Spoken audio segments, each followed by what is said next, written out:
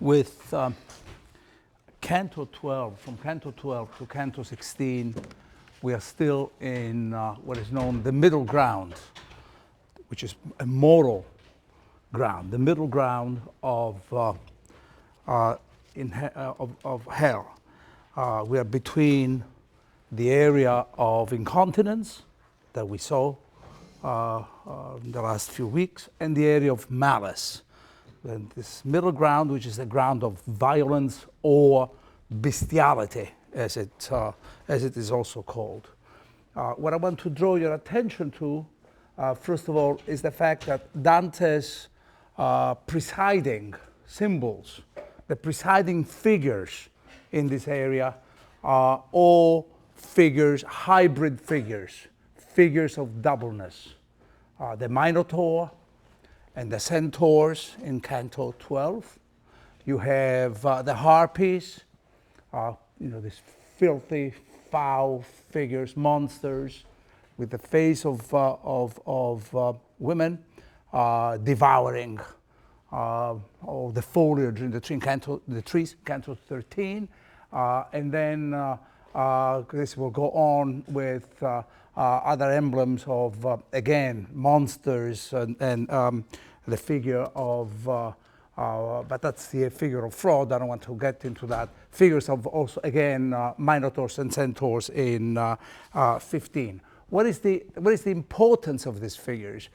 They are Neoplatonic images, figures of centaurs, minotaurs, understood to signify the doubleness of human beings, the capacity of human beings to join within themselves both the human and the bestial or animal, the animal experiences, possibilities of being.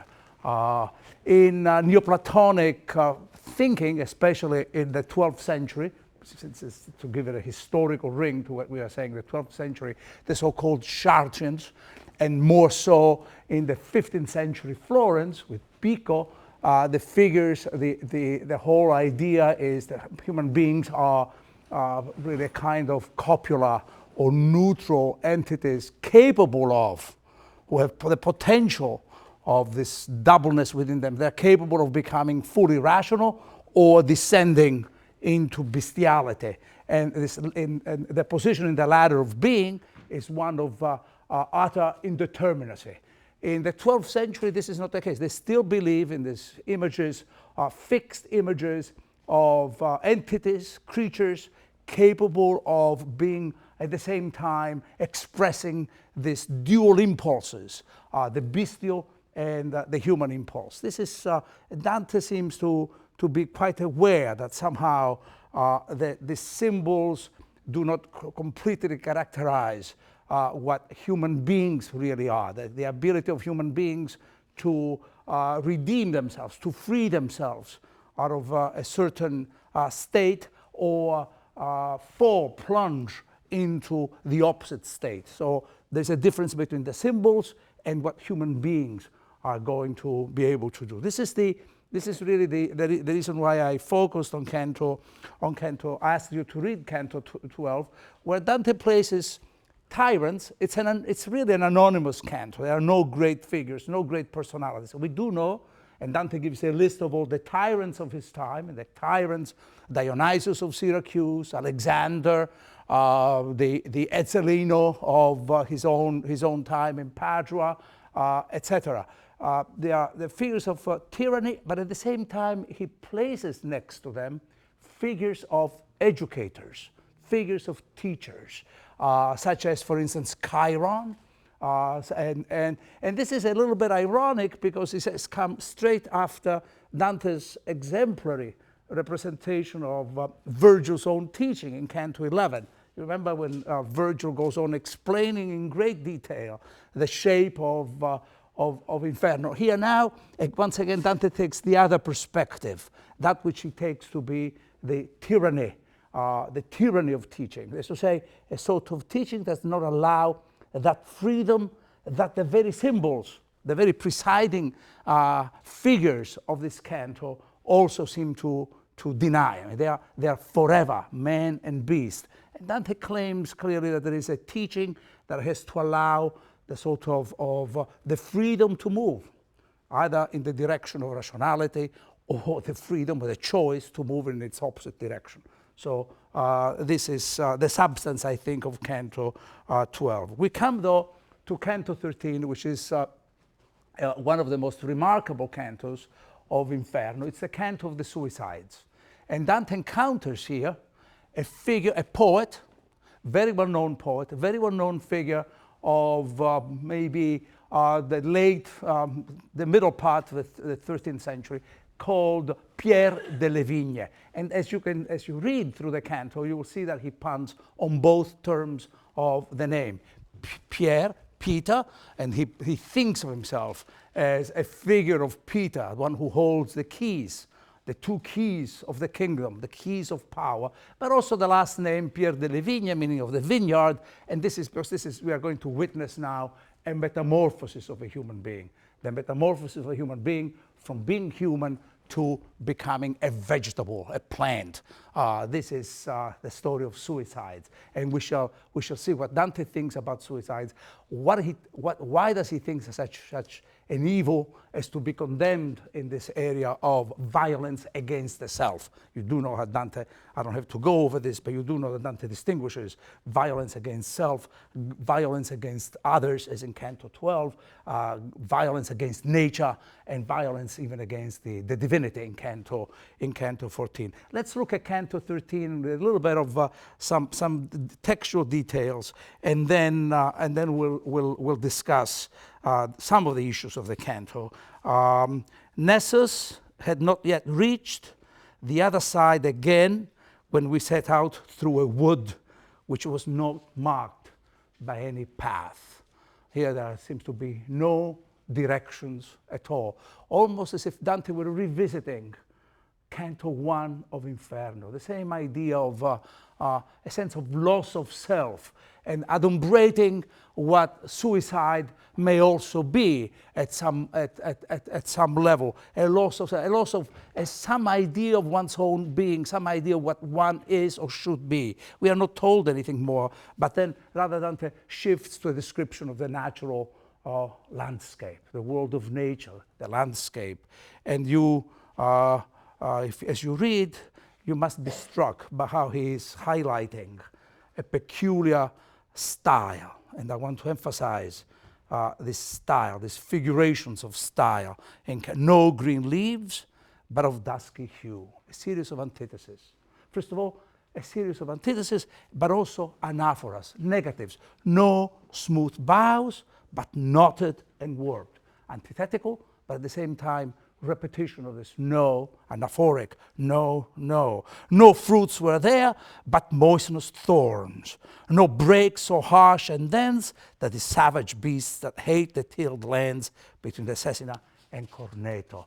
We are in a place, in a landscape, where this is the style called, there's a technical term for the rhetoric Dante deploys. It's called privatio, which simply means a privation. Emphasizing there's nothing positive here, but it's a way of subtracting from what is missing rather than what is there. There is really a negation, the style of a negation, but at the same time, through the antithesis, making us think about how the world might be. No green leaves, but of dusky hue. So this is a style of taking away, and again, taking away from any substantial description of the landscape. No breaks so harsh and dense, etc. Here make their nests the loathsome harpies. Again, a hybrid figures, just as we had the centaur in the previous canto. From the strophides, with dismal presage of future ills. They have wide wings and human necks and faces, feet clawed and their great bellies feathered, and they make lamentations on the strange trees. So we are in a world where we're really a world of negation, a world of monstrosities, and a world of privation. what is happening to human beings here? That's really the question that he seems to be raising. But let me just proceed even more carefully here. The whole scene recasts an important scene in Book 3 of the Aeneid.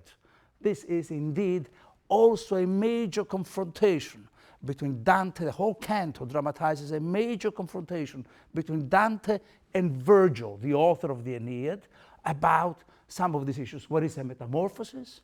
What is nature? What is the place of human beings within nature? Because Dante and Virgil think in a sharply different ways.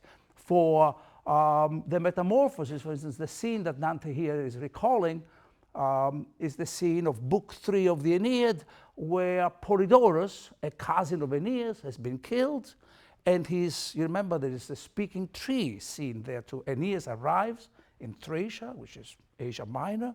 He thinks that is the place which the gods have assigned to him, and he does that which he feels, that which he knows has to be done wherever and whenever you want to build a city. Consecrate the ground.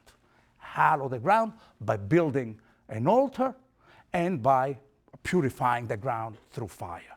As he tries to do this, the altar is always at the center in the Aeneid, at the center of the human community. He's plucking a bough, and he hears a voice. And still, he shudders, he's scared, and the voice comes. It's Polydorus, his cousin, who tells the story that he's been killed because of the sacrilege that has been committed. Whatever consecration Virgil wants us to believe, to think of, cannot be really carried out, because the sacrilege has been that of the killing of Polydorus on account of the gold that he carried, that they wanted to plunder him of. They want to rob him of. And Aeneas hears a voice. Why do you pull me out of this? And Polydorus simply asks that a proper burial be given to him so that he can descend peacefully into Hades. Aeneas complies and leaves that place in the knowledge that is not the place assigned to him. The sacrilege was such that he cannot really quite found the city on the place of a crime, of such an atrocious crime. Dante is revisiting that particular scene. In fact, I repeat, Canto 13 recasts that scene. And it's a major encounter with Virgil and Virgil's whole pattern, whole system of values. And let's see how this is going to continue. So we have the background with some stylistics of negativity, the styles of negation, as if suicide were this fundamental sacrilege that denies some reality that we don't know yet. And the good master began to speak to me. So Virgil intervenes, reminding us that this is indeed Book 3 of the Aeneid, which, by the way, another little detail, Book 3 of the Aeneid is the book of the Aeneid that Dante draws from the most. And if some of you want to write a paper on how many scenes Dante takes and why, you should go ahead and write that kind of paper. One reason is that Book 3 of the Aeneid is the book of Aeneas' exile, the homelessness of Aeneas. Aeneas is still nowhere. He's just has just left the Troy. He's about to leave Carthage, Dido's home, and about to get into Sicily, but never really quite being able to say, this is really where I belong. This is really the place one can call home, whatever that may be for him. The good master began to speak to me. Virgil interrupts. Before thou go farther, know that thou art in the second round, and shall be, until thou come to the horrible sand. Look well, therefore, and thou shalt see things that would discredit my telling of them. This is a hyperbole on the part of Virgil. You are going to see what I have been describing. In a sense, this is the reason why I'm an authority and why I'm guiding you through this, because I have seen, imaginatively at least, I have seen some of the things that you are experiencing, and what you will see, the reality of it all, will exceed my my own abilities to tell of it. A stance of humility on the part of the teacher, therefore a mild correction of the claims about teaching in Canto 12. You see, this is one theme that seems to be running through. And then Dante continues, I heard from every side wailings poured forth, and so none that made them, so that, all bewildered, I stopped. And now another conceit that we shall come back to. I think he thought I thought. Huh? It's clearly, we call it an amplification, a way of playing with one verb, but also inferring what the thought of the other would be. It's a descent into the boundaries of one's own mind, a way in which Dante dramatizes the fact that there's no real conversation now going on between him and Virgil. It's a way of descending into the what I call exactly the loneliness of Dante's own thoughts, I think, and then reiterated once again, anaphoric. I think he thought I thought. More of this later, that all the voices among the trunks came from people who were hiding from us. So the master said, if thou break off any little branch from one of these trees, all thy present thoughts will prove mistaken. Then I put out my hand a little and plucked a twig from a great thorn, and its trunk cried. And this is Aeneid III, lines 39 and following. That's the way book 3 of the Aeneid begins. Why dost thou tear me? And when I turned dark with blood, it began again. Why manglest thou me? Hast thou no spirit of pity? We were men, and now are turned to stalks. Thy hand might well have been more pitiful had we been souls of serpents. As a green brand that is burning at one end drips from the other and hisses with escaping wind, so from the broken splinter came forth words and blood together, at which I left fall the tip and stood as one afraid. And Virgil intervenes. If he could have believed before, wounded soul, what he had never seen, but in my lines, in my Aeneid, he would not have stretched forth his hand against him, my sage replied. But the thing being incredible made me prompt him to the deed which grieves myself. But tell me who thou wast, so that for some amends he may revive thy fame in the world above, where he is permitted to return. The irony of reviving the fame in a place where there is no possibility of revival. There is no possibility of coming back to life indeed, where the natural world is not capable of behaving naturally, where there is no real growth, no real change here. It's always going to be, it's the most unnatural of places. So the shadow of this unnaturalness is going to be cast over the scene with the encounter with Brunetto Latini. What is this idea here? In a sense, this is already the confrontation between Virgil and Dante, if he could have believed that which he had described. It is as Dante wants to test the truth value of what he had read in the Aeneid. He had read the scene of the Aeneid, let me see how this is, and finds out that that which he sees is entirely different from Virgil's account. In a way, he's really drawing our attention to what we call the act of reading. How do we read? What do we believe when we read a story? And we read a story, we yield in many ways to the story. It's part. We want the story that we read to read us as much as we want to read it. We want the story to explain us to ourselves, to hold a mirror up to us to see who we are. But Dante is literally also implying the need to violate the letter of the Aeneid.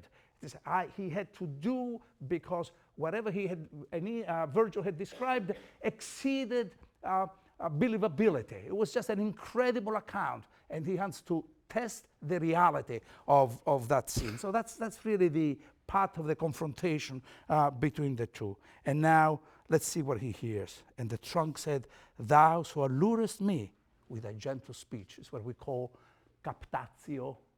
I won't have to write it here on the board. The captatio benevolentia. You know, whenever a great rhetorical trick, whenever you give a speech, or wherever people speak to you in public, especially, or privately, they will engage in this a way of capturing your benevolence by telling a story, playing with something about their modesty or whatever. Now, you so allurest me, so fascinate, so the lure of your rhetorical language, of your rhetorical powers. We are dealing with rhetoric, first of all with style, and now then with the language of the text, and now with the language of the exchange. So it is as if the suicide has a lot to do with this trait of language, this characteristic of language. Thou so allurest me with a gentle speech that I cannot be silent, and let it not burden you if I'm beguiled into talk for a little. I am he that held both the keys. Here is the pun on Peter. It's as if he were Saint Peter who holds the two keys of the kingdom, of Frederick's heart. And now you can see that all the language of believing, faith, that has been going around in the previous lines of the canto seem to be gravitating around the figure of Frederick, the king, who is a kind of, let's call him the god of the city, right? Because his name, that's what it means. In Italian especially, it's not, in English you say Frederick, it has a Federico, which really repeats the idea of faith within it, as if all faith, all beliefs really had to converge and go toward this emperor of Sicily. He's a Hohenstaufen. He's a famous a German king ruling over Sicily. And Pier delle Vigne was the chancellor of the empire and also the founder, by the way. Let me say something more about him. He's the founder. He's the one who conceived the first university, the first state university in Europe, the University of Naples, because Frederick wanted a university that would prepare lawyers, diplomats, people who could go on state missions, who can write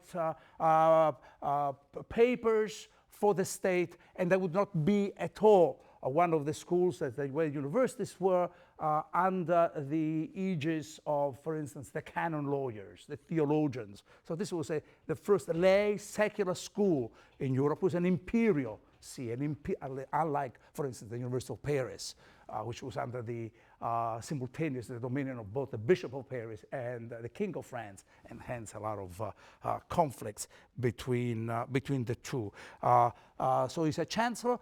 He is the founder of the university. He was a poet, and he also compiled the so-called Institutes of Justice for the Kingdom, which is all inspired. The institutes were all inspired by the language of moderation, the language of idealistic language of order, and the natural law that could follow, could organize the state. And clearly, the reality is that by his act, Pier delle Vigne shows that there's no such a thing, or that he doesn't really believe in what he claims to be the principle of the legal organization of the state, which is natural law. So I held both the keys of Frederick's heart and turned them locking and unlocking so softly that I kept nearly every other man from his secrets. He is the secretary of the emperor. A word, as you know, secretary, which becomes very crucial throughout the Renaissance. He's a counselor, but the secretary it's a word that comes from the Latin, from to secrete. It is as if he's the figure who distills, that's secreting, distills that which the emperor keeps hidden in his heart. He has this power of distillation. And knowing also, through this distillation, what has to be shared and what has to be kept concealed from all others. Okay, so quite a figure of prestige. He views himself as a strict, and he was, collaborator of the emperor. And I brought, again, such faithfulness. Now that question of fidelity in the way we read the text, in the way we believe what we read, is brought into, it's sort of refracted into the language of loyalty as faithfulness to the emperor, to the glorious office that I lost for its sleep and strength. The causes of the suicide, the causes of his tragic, of Pier delle Vigne's tragic downfall are going to be the harlot, the personification for envy. Envy. The sin that is that Aquinas, for instance, views as the worst possible sin, because it is really very close to hatred, and close to hatred in the sense that it has nothing. All sins have some positivity to it. If you're a glutton, it's because that piece of cake, there's something about it that lures you to it. You're proud, it's because you really have some sense of your excellence, or some, which is a real sin, contempt for others, the belief that others are not as good as you think you are. So it's not so much that you look at yourself as stretching the hand toward the divinity, the pride of Lucifer, right? The real sin is that you kick around those who you perceive are below you. All sins have some kind of positivity, except for one, and that's envy. Because envy only likes nothing. It's not jealousy. You do have that kind of story. So all of you, I'm sure, are readers of Othello, right? Because that's really a confrontation between envy and jealousy. There is the envy, Othello may be jealous, but the one who is really envious is Iago. He doesn't want this demon over himself. He can't stand the idea that the other guy is happy. That's envy. Jealousy is the fear of losing.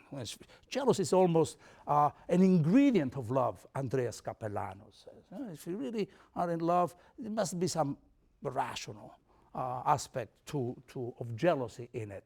But here, the cause of the court, which is always that little microcosm, right? Even for Dante, who writes a treatise on language, or the theorists of love about the function of language in the court, because the court is the place of laws, is the place of poetry, is the place of political persuasion. These are the various dimensions of the powers of language. And then you do know about the court from Andreas Capellano. So that's another topic for you to explore. Dante's figuration of the court, from all possible points of view. Here, Dante views now the court as microcosm of political order and idealism as being literally poisoned by the presence of, contaminated by the presence of envy, the harlot, and that never turned her shameless eyes. And you understand that metaphor. It's not so much that it belongs to the harlot. The fact is that the word envy, as you know, is a word that in Italian or in English, invidious, it's invidia, which is etymologized as non-video. So it's always an idea, it's a kind of blindness to the world outside. And here Dante is punning with this, turn the shameless eyes, which seem to be a sort of representation of the harlot and the seduction of the harlot, but it's also plays on this notion of what envy really means. And common bane and the vice of courts, and now inflamed all minds against me. Look how the language now sort of takes over. It takes over, and Dante is just playing with and multiplying these terms, the same terms repeated over and over again. And those inflamed, so inflamed Augustus, the name for the emperor, or Caesar, that happy honors turn to dismal woes. This is the formula for the formulaic definition of tragedy that he's giving. Happy honors turn to dismal woes. Pier delle Vigne is aware of his own tragic destiny, his own tragic downfall, and seals his fate as a tragic fate. And now my mind, in scornful temper, thinking by dying to escape from scorn, made me just unjust to myself. And once again, the style of repetitions, anaphoric, Pier delle Vigne constitutes himself into a closed circuit, and the doubling of language reflects the self-doubling. And let me just go on and tell you what I think is going on here. When you read this sentence, and dying to escape from sorrow, made me just unjust to myself. And the obvious question that I think you should really ask, and if I gave you a chance to ask, you would ask, how many selves are there in him? Made me just unjust to myself. How many persons are there? How many figures are there in one, in Pier delle Vigne? The text that best glosses this scene, this tragic occurrence here, appears in the City of God of St. Augustine, Book 1, where Augustine is telling the story of Rome and the death of, and the end of the period of the monarchy. You know, the seven kings, right? The story was, and with the story of the seven, the expulsion of the Tarquins, the last king, is attributed to the fact that the famous matron of Rome, by the name of Lucretia, whom Dante, by the way, mentions in Limbo, though, he has a lot of ideas about who or what is the guilt of a suicide. We shall see that a great figure from Roman antiquity, Cato, a suicide, will appear and will inaugurate the purgatorial canticle in Canto 1. So Dante is always making some crucial discriminations, crucial distinctions. At any rate, they are the story that Augustine tells in Book 1 of the City of God is that of the rape of Lucretia. The rape of Lucretia, and Augustine is fierce about the fact that she commits suicide. How does she then? She commits suicide out of the guilt and shame that she had been violated in rape by Brutus. And she says, how does she dare to take her own life? Because here is the chaste Lucretia who is embarrassed of the unchaste Lucretia. This is a sin of false transcendence. The belief that I can be not completely, I do not coincide fully with who I am, so that I have to double myself, have to see myself as different from what I am. I can do justice against myself. By doing this, for Dante, I'll go into Dante's text, this doubling of Pier delle Vigne is a sin of false transcendence.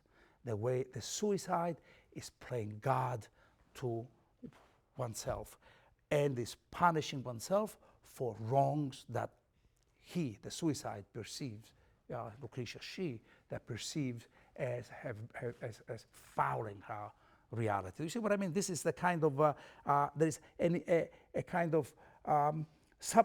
of doubleness that seems to be running through, and Dante is rendering through this idea of style. By the new roads of this tree, I swear to you, never did I break faith with my Lord, who was so worthy of honor. And if either of you return to the world, let him establish my memory, which still lies under the blow that envy gave it. So the story of Pier delle Vigne exemplifies the story of, or dramatizes the story of the tragic experience of suicide. And Dante here gives of suicide an exactly theological and Augustinian account. He views it, looks at it from an Augustinian point of view. We skip Canto 14, and we go now to another memorable canto, a memorable Canto 15, a memorable encounter with Dante's teacher, Brunetto Latini, who was probably 50 years his senior, who was a translator who adapted in the vernacular Cicero's rhetorical works, who was also a teacher of the Florentines, a teacher of Dante, and who really stands for the great values of the rhetorical, humanistic, or Ciceronian tradition. The idea of, he upholds the idea of the Republic of Florence.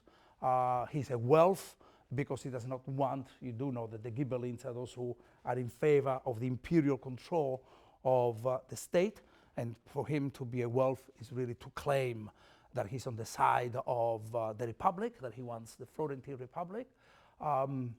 He was sent on an embassy. He went to Toledo, by the way, which at the time was a center of great translations, and he may have brought from Toledo translations of that Dante knew, such as perhaps the account of the Muhammad's vision and the ascent to paradise. That's really a very doubtful question, but it circulates increasingly within Dante studies, the perimeter of Dante studies.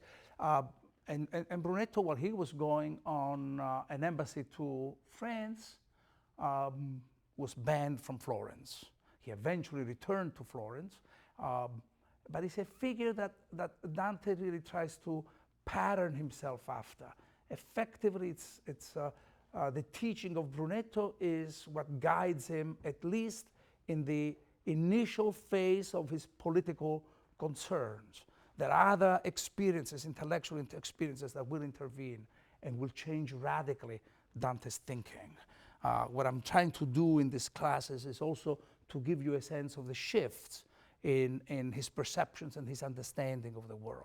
I will be telling you at some point that there were extraordinary encounters that he had with some theologians and some philosophers within Florence that gave him a completely different view from the one that Brunetto Latini instilled in him. So let's see what happens between the two of them. We are in the area, once again, violence, this time violence against nature, and Brunetto Latini is condemned for a sin of sodomy. There is no evidence at all from any other sources that that's where he was. And I have to tell you that Dante also has a different understanding of sodomy when he comes to purgatory. For instance, Canto 26. Where the sodomites are in the process of redeeming, of seeking some kind of redemption and cleansing. But anyway, this is the canto here. Let's see how he proceeds. Now, one of the hard margins bears us on, and the vapor from the stream makes a shade above that shelters the water and the banks from the fire.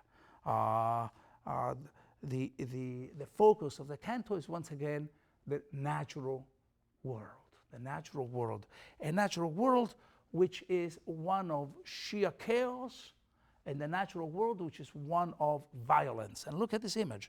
As the Flemings, between Vicent and Bruges, you know, the Netherlands, is describing literally the Netherlands, called such because they are lower, the surface of the land is lower than that of the water, and they have to protect the land from the violence of the water and the floods. So they build these dikes around. As the Flemings between Vicent and Bruges, fearing the flood, rushing in on them, make the bulwark to drive back the sea, and as the Padrons do along the Brenta to protect their towns and castles before the Celentana feels the heat, these were made of the same fashion, except that the builder, whoever he was, made them neither so high nor so broad. So the natural world that can hardly be contained. That's the idea.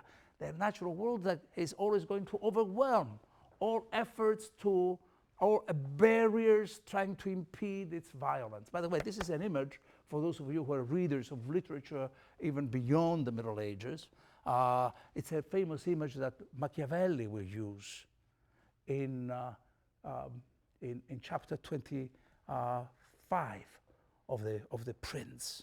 Remember when he talks about virtue and fortune, and that the virtue of human beings, virtue, the word character, arete, no? The virtue of human beings is to build, shelters whenever we expect the flood, but in the full knowledge that we are never really going to succeed, and yet we need these shelters just in case we might succeed. Virtue is always a little bit less powerful than fortune in his in that world. It's an image that in one of the history plays Shakespeare also uses. I'm not saying that he takes it from Dante. So we don't know whether he actually read Dante or not.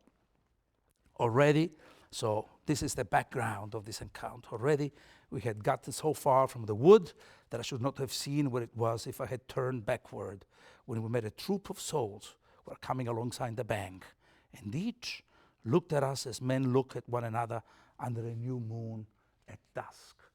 Seems to create this kind of strange world of the night world, and they puckered their brows on us like an old tailor on the eye of his needle. What an extraordinary image. Dante will use something like this, not quite the same image, the tailor, when he's arriving, when he has to describe his own vision of paradise. It is as if the humblest experience in the city, in Florence, the artisan, the tailor can only help him. The only thing he can think about as he's approaching the most sublime of experiences. That's Paradiso 33. And here, this most extraordinary story has also the ring of familiarity, though. That's really the image of the way I think this image works. The sense of a familiarity, and with a familiar image of the tailor. And the tailor also a figure that takes your measure.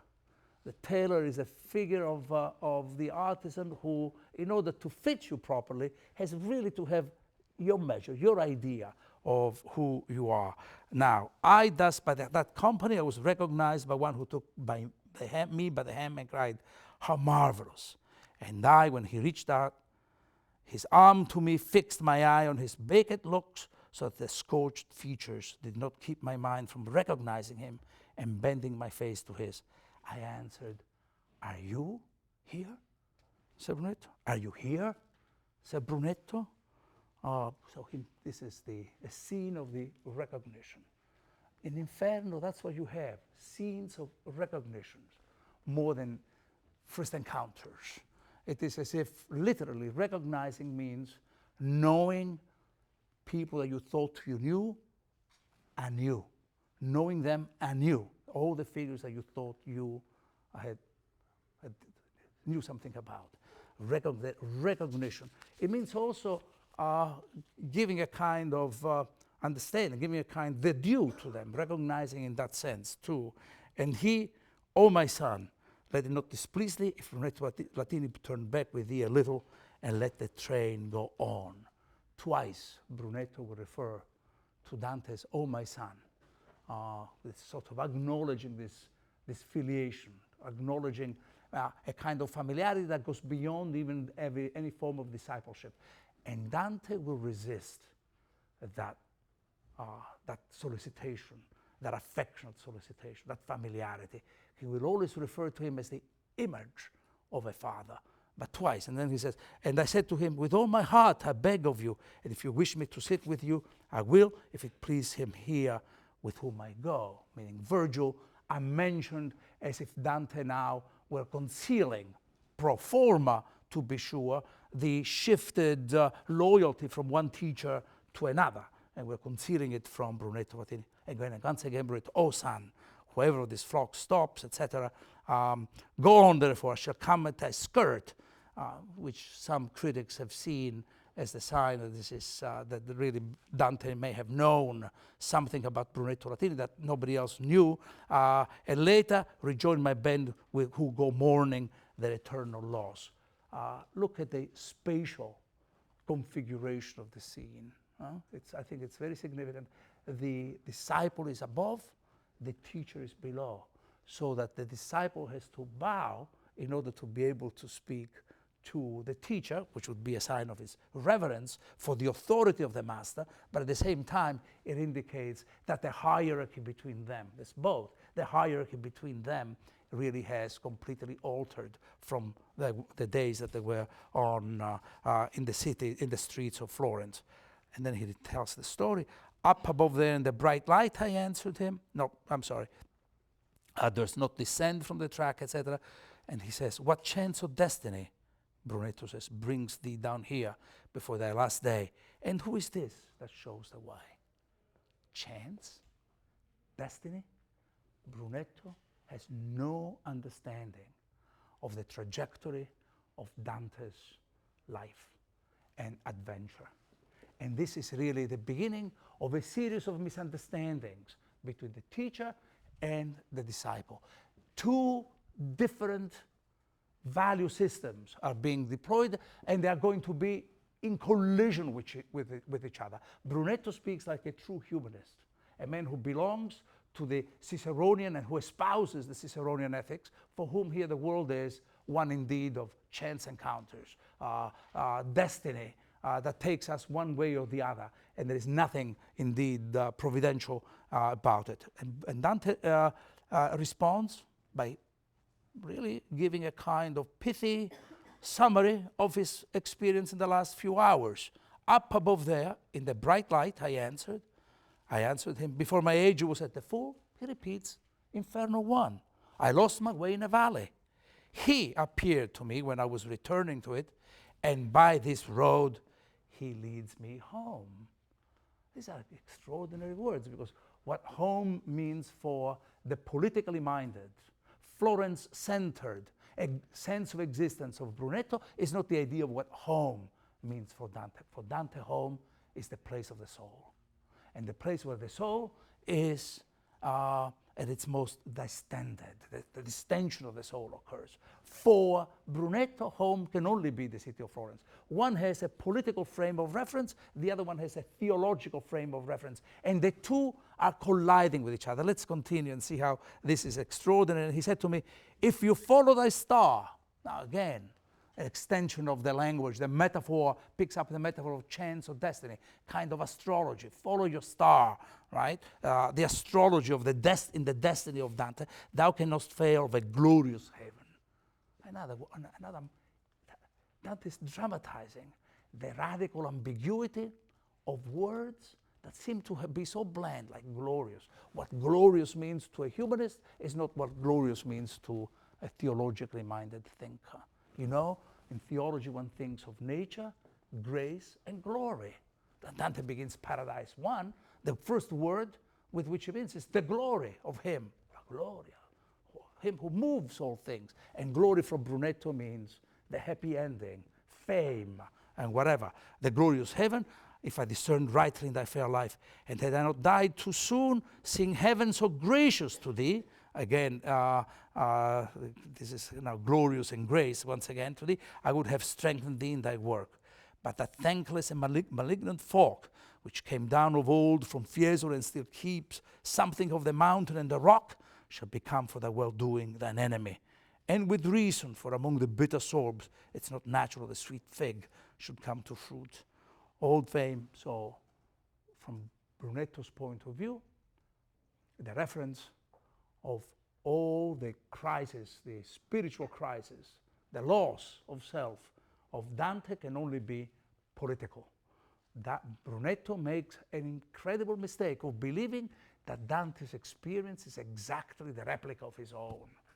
He lost the city while he was, by the way, at Roncesvalles, the place, you know, where the great paladin of Charlemagne or Roland it's a symbolic place he chooses, was defeated, and now this is exactly what he thinks is happening also to Dante, to the pilgrim, among the bitter sorbs, etc. Old fame in the world calls them blind. People are avaricious, envious, and proud.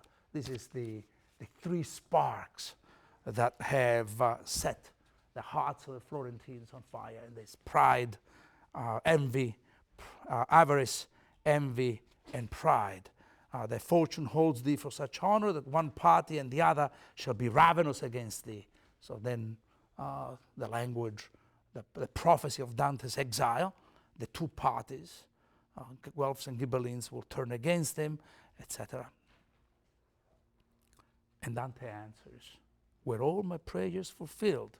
I answered him, you had not yet been banished from humanity, for in my memory is fixed, and now goes to my heart, the dear and kind paternal image of you, when many a time in the world you taught me how man makes himself immortal, and how much I am grateful for it, my tongue where I live must needs declare.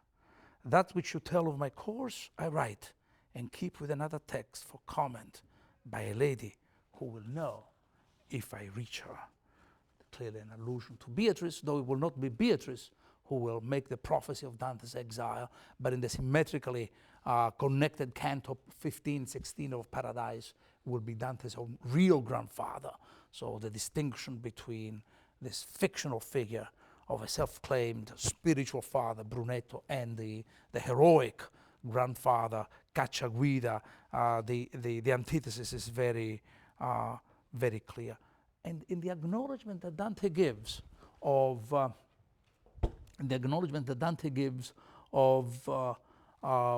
Brunetto's teaching, when he says, for in my memory is fixed and now goes to my heart the dear and kind paternal image of you, where many a time in the world you taught me how man makes himself immortal.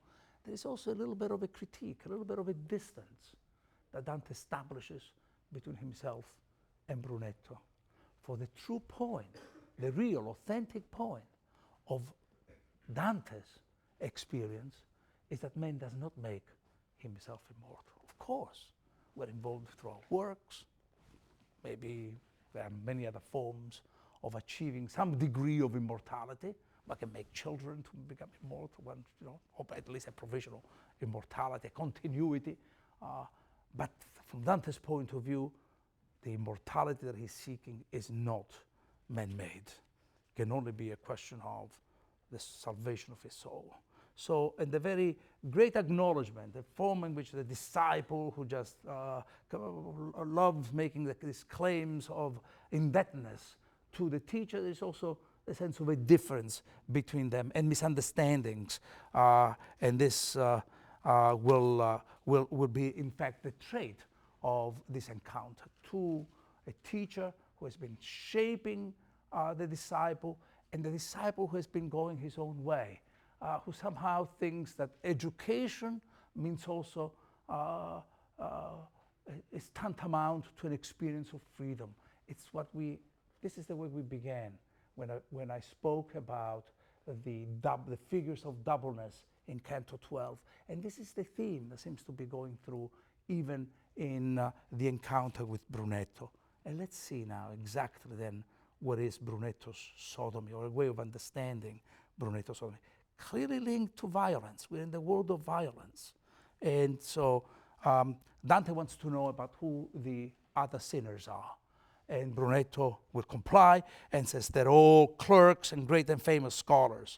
And he mentions them all who defile the world, one and the same sin. Priscian, a famous grammarian, Francesco da Corso, who also is, by the way, I think he's a lawyer, and if thou hast a craving for such scurf, etc. Now then he says, I will say more, but I cannot go farther talking with thee. For I see there a new cloud rising from the sand. People are coming with whom I must not be. Let my treasure, in which I yet live, be commended to thee, and I ask no more. A true teacher, I say, who gives bibliography at the end. Says, okay, now you go and read my book. Don't just read anybody's book, but I recommend to you my treasure, in which I yet live, to be commended to thee. Then he turned about and seemed like one of those who ran for the green cloth in the field at Verona, a ludic image, an image of a race, which is run in Verona, and he seemed not the loser among them, but the winner. So he leaves with the illusion that he is a precursor, as it were. You understand what I mean? That he's in a race, he's so far behind everybody else that he seems not to be ahead of them. He's really behind one circle. That's the image with which Dante ends this encounter. Brunetto recommends this treasure, which was a French text that he wrote. It's an encyclopedia that he wrote while in France, and he wrote it in French. So much that, and it's so important, this text, it's one of the most important encyclopedias in the vernacular. Encyclopedias being, I even gave you, I remember you, I don't expect you to remember it, but I gave you a definition of the Divine Comedy as a poetic encyclopedia, in the sense that it tries to gather together the broken pieces of knowledge, of experience, and at the same time, unlike the technical encyclopedias, such as the Britannica, dramatize the presence of someone who is being educated through them, a process of education. Dante is the one who is in the middle of learning. So it's an encyclopedia with a path about how to learn, not the abstract one that Brunetto had written. But it's written in French, and I stress this fact because elsewhere, in one of his philosophical reflections, Dante goes on saying that we are all bound by natural affection for our own language, and because on account of that, there are those who have put forth the interpretation that Brunetto is here for the violating the natural bonds of affection that we have, that human beings have to their own natural language, to their own mother language, let's call it that. It could be, but what I think this is it dramatizes an incredible self-delusion on the part of Brunetto. Here he is, dead. Here he is, circling around under the rain of fire, and he thinks he still lives in his own text. He mistakes, first of all, the symbolic life that he has within a text with reality. That's the first confusion. The language of images, the languages of seeming that is pervades this canto has to be understood in terms of this confusion on the part of Brunetto. But there is more. There is more to it. The mistake that Brunetto makes is to believe that Dante's own life is a replica of his own. Read my text, because whatever it is that you have to know is already available to you in my own book. That is to say, he effaces the difference between Dante and himself and Brunetto. He refuses to see that Dante's own life can have its own development and its own destination, a destination which he cannot understand at all. So that's the end of Canto 15. This Sodomy then is also a confusion between the real and the imaginary, the way of drawing the real world into one of fictions and imaginations. There is one scene before I stop and give you a chance to ask a question now. We'll go into Canto 16. It's the end, really. We are reaching the end of the intermediate area, the moral, the ground of violence, which to us, of course, I just presume that you may be surprised, because our culture seems to view violence really as the worst possible crime, right? And violence in all of its forms and its expressions, the several psychological, physical, political, and so on. For Dante, the worst crimes are the crimes of fraud, as you know. These are bad enough to be sure. But and Dante so is about to enter in Canto with Canto and Canto 17, and he will see a strange figure. They have to go over a huge ravine. There is no way that they can do this, but then miraculously, a figure, strange figure, a monster, they are at the edge, they stand at the edge of the pit, and a figure appears. This is the figure of Geryon, that at the end of Canto 16. Let me read this image of the figure of Geryon. Dante will mount on Geryon, and Virgil will sit behind him, and the descent takes place into the area of fraud. So this is this is the sequence of happenings in the canto. And now let's see what Dante says. It's an experience of we would even call it wonder in hell. It's an experience of almost the sublime. An inferno sublime. A man, I'm reading from 16, line 130, around line 130 and following. A man should always close his lips as far as he can to the truth that has the face of a lie. That's fraud. Mixture of truth and deception, truth and lies. That's what literature seems to do too, though, no? Since without fault it brings him shame. But here I cannot be silent. And by the strains of this comedy, this text called comedy, right? And it's a story, a moment of an experience of descent. Comedy also captures this rhetoric of descent, of lowering oneself, not just an ascetic experience. I swear to thee, reader, another, the second, addressed to the reader. And you may remember that we saw one in Canto 9, and I tried to explain it to you as the address to the reader as part of the strategy of authority on the part of Dante. In the measure in which I need readers, and I may have readers, then I'm constituted into an author. You understand that kind of strategic move. So I swear to thee, reader, that I saw coming, swimming up through that gross and murky air, a figure amazing to the stoutest heart, even as he returns or goes down sometime to lose the anchor that is caught on a reef or something else hid in the sea, stretching upward and drawing in his feet. This is the story. This is the approach of Geryon. What I want to point out is a number of metaphors here. This is an aerial journey. Geryon is flapping his wings and going through the murky air. Dante describes it as if it were a journey by sea. The metaphor he uses is swimming. I saw come swimming up through the gross and murky air. And by the way, when Dante has to describe the story of a mythic sailor, mythic mariner, Ulysses, whom we are going to encounter hopefully next week, I think it's going to be next week, or next time, he describes this journey by sea of Ulysses as if it were a journey by air.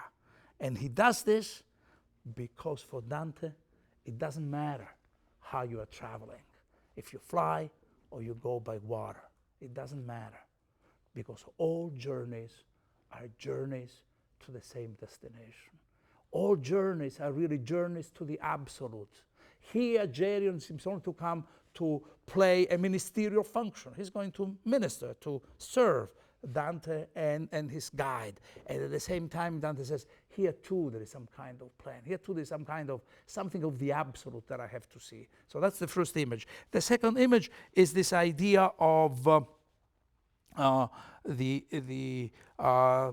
which will be described really later, the rotatory movement of Geryon through the air, and I have been describing the circle, the spiral, the movement in a spiral, the spiral motion of all movement in Inferno. And the third is this idea of the swearing by Dante's own text. The text is given now the value of a sacred object, something that has something one can swear by.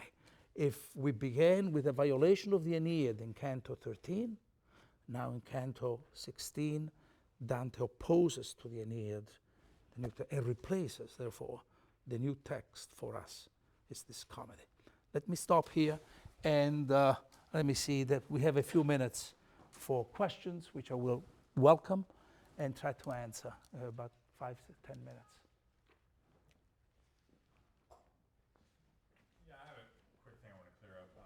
Canto 13, at the end, when Pier delle Vigne is talking about Augustus, he's referring to Frederick when he says Augustus. Yes. Okay.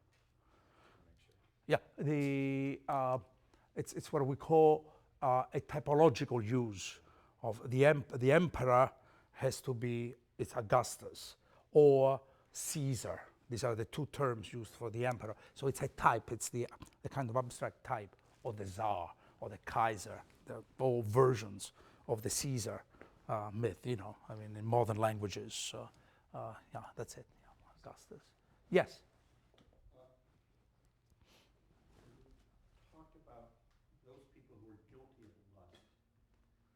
They're guilty of? Guilty of lust, that they chose pleasure over rationality, and they're in the second circle.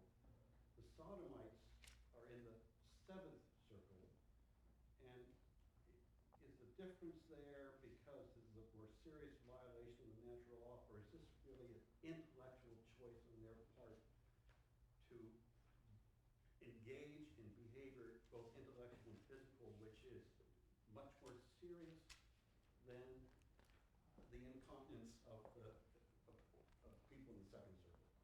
The question is meant to have me think about the relationship between the sinners of lust and the sinners of sodomy.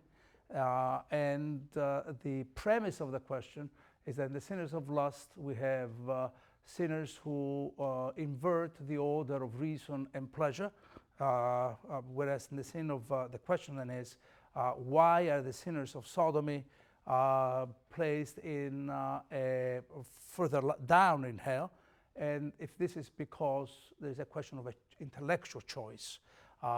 This has been and my answer is the following, that no, there is no indication in this cantos, in Canto 15, that the sin here that there is some that intellectual perversions, because you are right, your question is well taken, that all clerics, in the sense of clerics meaning not just what we today think as men of the cloth, but meaning intellectuals. Priscian, Accursius, who is also mentioned, the famous glossator of the laws, then Brunetto Latini himself.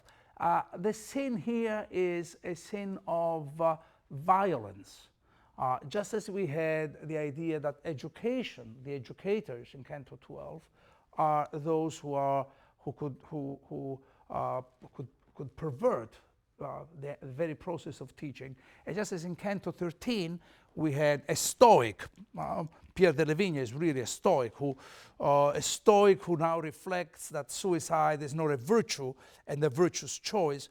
But these are sinners who have yielded to, whether it is anger, to and they have yielded to the impulses of violence within them. Dante, I think, is condemning sodomy, because I think this is also part of the question you're asking. May not be the central part, but because there has been violence connected to their activity. This is why would he place them in the circle of violence? Unlike, for instance, what happens to Guido Guinizelli in Canto 26, or Caesar, by the way. There is also an allusion to Caesar in Canto 26 of Purgatorio. So there is a difference there. A teacher who uses violence, so that's the link between teaching and violence in Canto 12. The man of reason, the Stoic believer in the Logos and the order of rationality, exasperates that principle and believes that he can be both judge and victim, executioner and the executed one. And now in Canto 15 is this idea of the way in which violence has taken over and obfuscated the order of rationality. I don't see the element of choice in that. Yes? Can you maybe discuss how Dante differentiates various representations of suicides? Since Lucretia's in limbo, Dido and Cleopatra are in the circle of the lustful, and then we have Pier delle Vigne, who is in the actual circle of suicides. And how is it that he sort of makes the distinctions between where they fall? Excellent. The question is it possible to differentiate within different forms of suicide, since Dante, and that's exactly right, exactly true, Dante, we have Lucretia in limbo, we have Dido in Canto, two among the lustful souls, we have Cato in Purgatory, etc. And why here in Canto 13 the suicides are punished? Is there some kind of rationale that we can see behind the various, that's the question, the various forms of suicide? The answer that I would give is the following.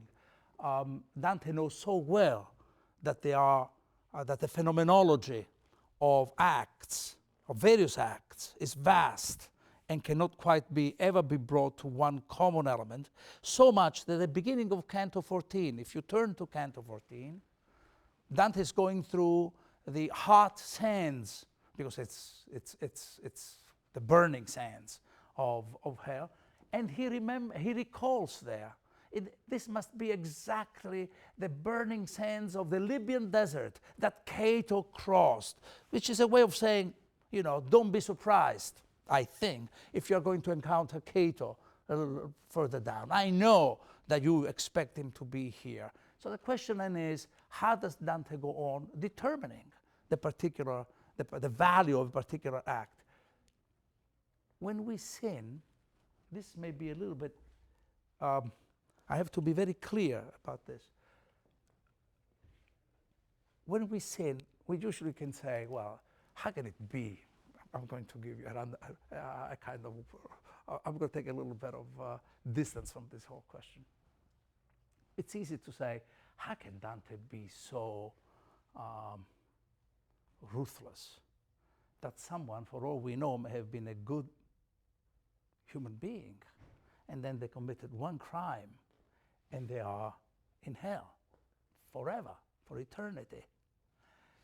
And that, on the face of it, would seem to be a reasonable query, you know, a sort of indirect, oblique way of asking for a little bit more tolerance and benevolence from this man who claims to be the supreme judge of all human beings have been perpetrating. The fact is that whenever we sin, all sins are involved. We think that it's only one, but all sins are involved.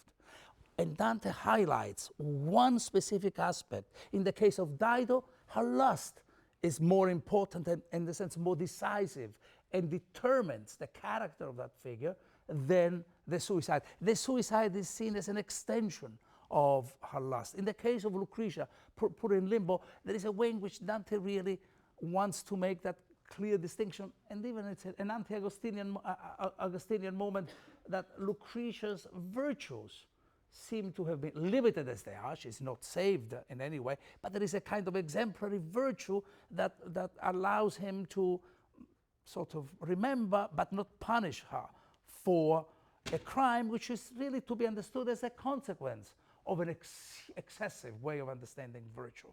You see what I'm saying? In the case of Cato, and we are going to see that, he sees the sacrifice of self for freedom. That's really the great understanding. Cato dies for the sake of freedom. And all the Canto of Purgatory is the Canto I of Purgatory is a reflection on the question of freedom. Roman freedom, and by the way, the biblical Jewish understanding of freedom. Two, you know, I'm preparing you for that canto, so maybe I'll save myself the trouble of repeating these things when we get there. Dante will talk about Roman freedom through Cato, and immediately after, a troop of angels will arrive, and they sing one song, which is In Exitu Israel the Egypto, which is to say the Jewish, this famous Psalm 113, this Psalm of David, where David is reflecting about the epic of Exodus, a lyrical reflection about the idea that getting from Egypt on the way to Jerusalem was, which only some got to, for instance, Moses never did, is really a quest for freedom. So there are two ideas of freedom, a political, civil freedom, and the theological idea of freedom. And that's really the key to understanding the Cato and understanding the way Dante connects these two traditions, the Roman and the Jewish traditions. Other questions? We have 1 minute, and the tape probably lasts just about 45 seconds. So we'll get the question or answer. Questions?